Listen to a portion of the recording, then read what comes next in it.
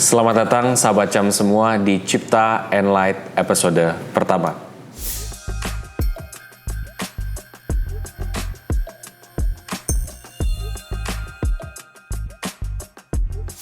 Di Cipta and Light episode pertama ini, aku akan ngebahas tentang cara berinvestasi dengan modal yang sangat kecil. Nah, ini mungkin bisa menjadi sebuah jawaban sahabat Cam semua yang punya pertanyaan soal ini. Nah, makanya buat sahabat Cam yang ingin tonton, jangan lupa like dulu ya sebelum kita mulai. Oke, kita mulai dari tips yang pertama. Tips yang pertama itu adalah tentukan tujuan investasi kamu. Jadi, seperti kayak misalkan sahabat Cam mau ke suatu wilayah. Kan sahabat Cam juga harus tahu dong, kira-kira mau kemana nih? Mau ke Pacific Place kah? Mau kemana kah? Sama seperti investasi. Jadi kamu harus tahu dulu tujuan kamu itu apa. Apakah buat dana pensiun? Apakah buat dana darurat? Apakah buat dana liburan? Oke, itu yang pertama. Yang kedua, itu adalah sahabat Cam juga mesti ketahui jangka waktu pencapaian investasi kamu. Seperti yang tadi juga ya, kita hubungkan dengan sehari-hari. Misalkan, kamu mau ke Pacific Place. Nah, kira-kira ke Pacific Place-nya itu jam berapa? Kapan? Nah, dengan cara seperti itu, dengan secara spesifik, maka kamu akan bisa ketahuan nih, ya. Kira-kira, jangka waktunya misalkan untuk investasi 3 tahun, 5 tahun. Nah, jadi kamu bisa, udah tahu, udah terukur. Semakin spesifik itu semakin bagus. Itu yang kedua. Lalu yang ketiga. Ketiga itu adalah dari tentukan profil resiko kamu. Profil resiko itu sangat penting ya sahabat Cam semua. Karena setiap orang punya tendensi dalam menerima resiko yang beda-beda. Ya, kayak misalkan ada orang yang tidak berani ngambil resiko, ada yang sedang-sedang aja, ada yang dia berani mengambil resiko. Atau mungkin di investasi itu terkenalnya seperti yang ada yang konservatif, yang nggak berani ngambil resiko itu. Kedua, yang moderat, yang sedang-sedang aja. Bahkan yang tinggi itu adalah yang agresif. Nah, sahabat Cam itu kira-kira yang seperti apa? Kenali dulu diri sahabat Cam itu seperti apa. Itu yang ketiga.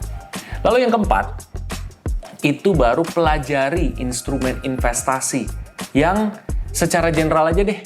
Karena kan kalau kamu misalkan mau mulai investasi harus tahu dong kira-kira tuh seperti apa nih investasi yang akan kamu jalani. Ya, entah itu dari saham, emas, reksadana, obligasi. Nah, setelah kamu udah pelajarin semuanya, lalu masuk ke step selanjutnya. Reksadana sebagai teman terbaik kamu. Oke, jadi gini.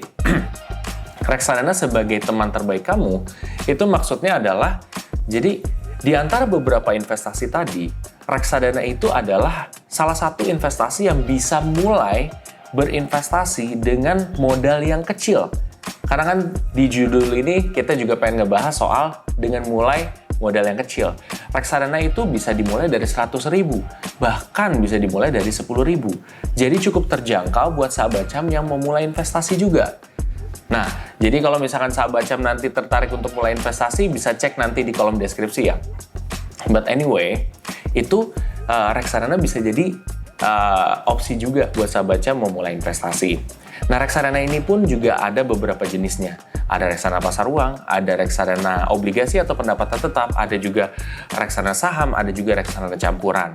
Nah, sebenarnya ini pada dasarnya reksadana pasar uang, misalkan kamu cocokkan nih sama profil resiko kamu, tujuan kamu, ya jangka waktu kamu, misalkan reksadana pasar uang. Reksadana pasar uang ini cocoknya buat yang profil resikonya itu konservatif dengan jangka waktu tujuan di bawah dari 2 tahun. Reksadana pendapatan tetap atau obligasi itu dari 3 sampai 5 tahun. Ya, profil resikonya itu moderat. Terus kalau misalkan reksadana saham dan campuran itu sebenarnya bisa 5 tahunan ke atas ya. Dimana itu jangkanya untuk lebih panjang, profil resikonya untuk yang lebih agresif. Nah, nanti setelah kamu cocokkan, kamu udah tahu langkah selanjutnya apa? Langkah selanjutnya itu adalah bikin strategi yang tepat buat investasi kamu. Di sini, katakan reksadana. Ya, reksadana berarti strateginya seperti apa? Nah, dihubungkan dengan sehari-hari kan kamu ketika mau melakukan sesuatu kan juga harus ada strategi, ada plan supaya kamu bisa tercapai di situ. Sama kayak investasi juga.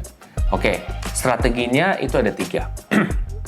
Pertama, kamu bisa menaruh banyak di dalam satu waktu.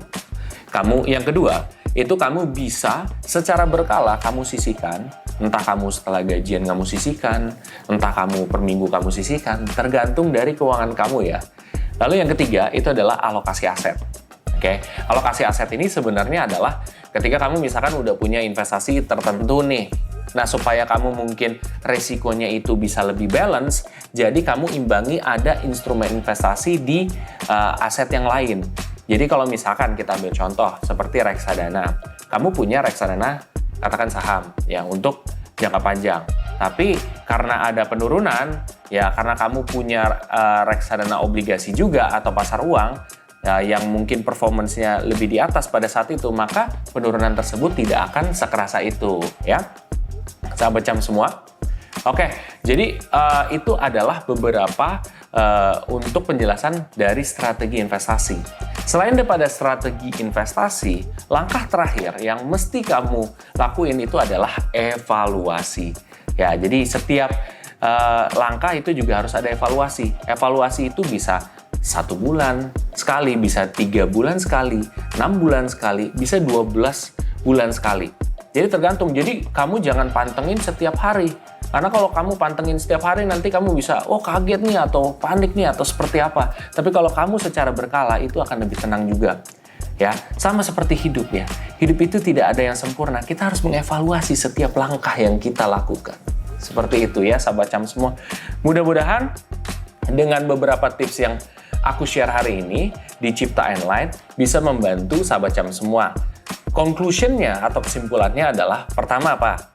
Ayo, pertama tentukan tujuan investasi kamu. Kedua, itu jangka waktunya buat kapan. Ketiga, profil resiko kamu seperti apa. Keempat, pelajarilah instrumen investasi secara dasar. Yang kelima, itu adalah ya reksadana sebagai teman terbaik kamu. Ya, yang keenam, itu adalah strategi investasi seperti apa. Yang ketujuh adalah evaluasi. Mudah-mudahan info ini dapat bermanfaat buat sahabat Cam semua.